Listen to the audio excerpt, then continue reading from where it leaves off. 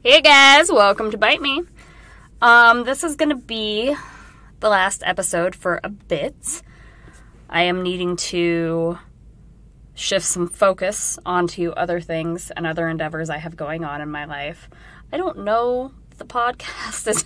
As time goes on, I'm like, did I really need a website as a creator? Did I really need a podcast as a creator? Where is this really going? I don't know.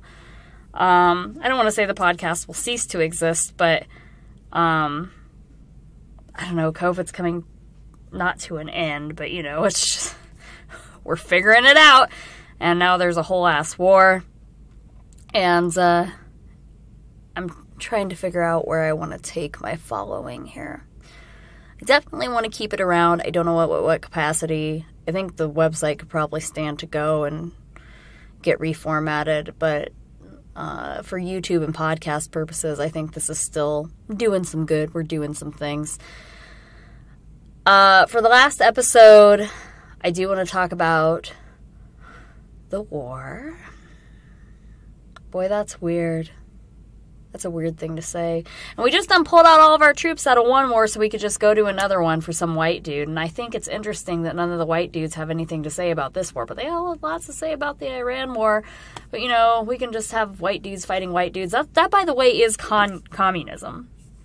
All the conservative white men always want to talk about Kim Jong-un, that's communism, and China is communism. Well, what Putin is doing to Ukraine is communism. And in case you don't know what all that is about, Ukraine split from Soviet Union, Russia. I believe it was in the 90s. There was something going on where they were trying to change the Ukrainians' alphabet. They were trying to change their culture. And the Ukrainians and the Ukrainian president did not like that, obviously. Trying to assimilate them into Russian, more Russian culture. Something similar to, like, I don't want to use this broad of an example, but, you saw the residential schools when there was colonizers taking over the land from the Native Americans, and they tried to assimilate them into white culture. And that was kind of what was going on there. The Ukrainian people did not like it. They separated from it.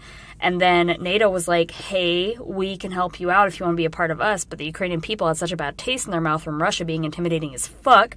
So they were like, no, I think we're going to do this on our own. And Putin, for anybody who didn't know, that man has survived cancer, and I believe, got early onset Parkinson's. And so he's probably thinking to himself in this moment, even though it makes no sense to anybody else in the world, including the Taliban, who has said, knock your shit off, bro. Like, he's thinking he's going to get it all in before he dies. This is a personal conquest for him and his ego. And that is why you see Russia going so hard for Ukraine. They want Ukraine to come back so that they don't have to bear that cross of, oh, you left it's the same concept. It's like Kanye. Somebody compared it to, another podcaster compared it to Kanye, Kim, and Pete. And that is truly that's the best way to explain it. It's like, if I can't have you, nobody can have you, and I'm going to intimidate you into being with me. And, the other guy's just trying to help. And then you just have the Ukraine just sitting there like, being attacked for just wanting to be on their own and independent.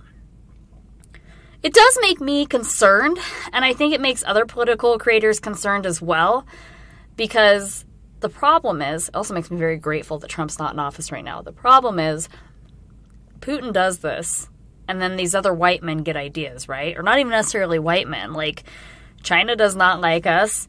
I'm pretty sure we owe them some money. So you do start to wonder to yourself, like, are we on the brink of World War III? It's hard to say.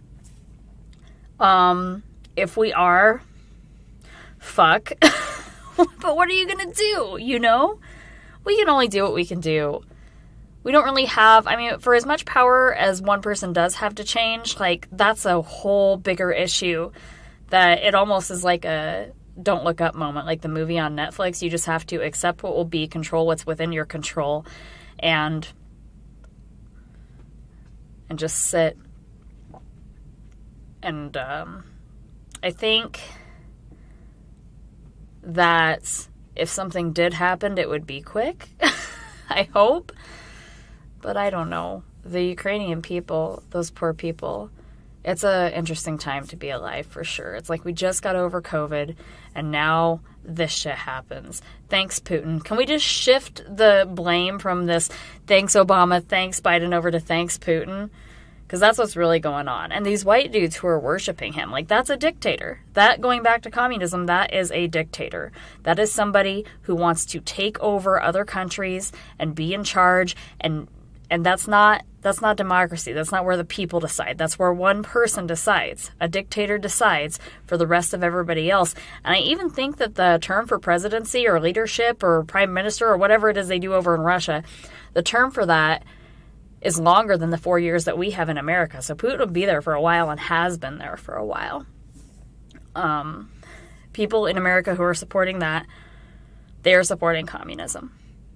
And they're showing us what we knew all along, that they're racist, fascists, and Nazis, essentially. I mean, to me, that's a Nazi. Although white people fighting other white people, I'd be interested to hear what some people of color have to say about the situation with Ukraine, because you get compassion fatigue after a while, you know, and you doom scroll.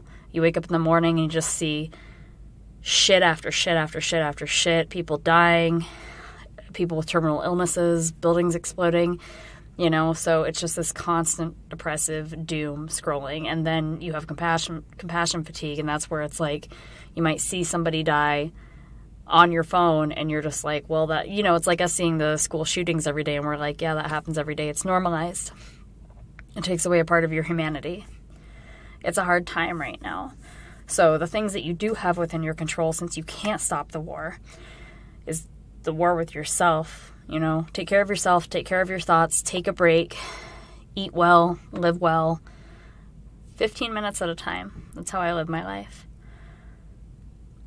And I think that's what I'm going to be doing for a bit. So taking a break from the podcast, maybe slowing down on the TikTok and kind of reevaluating things, but not leaving.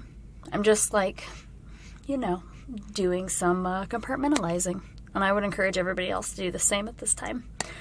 Anyways, guys, I love ya. I'll be around on TikTok. And I'll catch you next time on Bite Me, whenever that is.